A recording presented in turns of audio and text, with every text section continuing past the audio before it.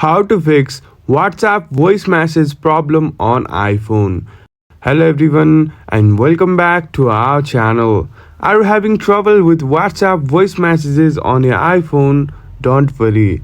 I'll show you some simple steps to fix this problem step by step. So let's get started. First, check if your microphone is enabled. You can go to settings, then tap on privacy and security. Here you can go on microphone and make sure WhatsApp is turned on. Now restart WhatsApp and close the app completely and reopen it to fix temporary glitches. Next, ensure you are connected to a stable Wi-Fi or mobile network. Voice messages won't work out with a good connection.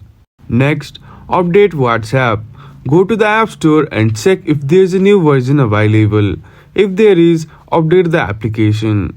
If all of this fails, reset your iPhone settings by going to Settings. Then tap on General and go to Transfer or Reset iPhone and tap on Reset All Settings. Don't worry, this won't erase your data. And that's it, your problem should be solved now. And your voice messages should work perfectly. If you found this video helpful, please don't forget to give this video a thumbs up and subscribe to our channel. Thank you for watching and we will see you again in the next video.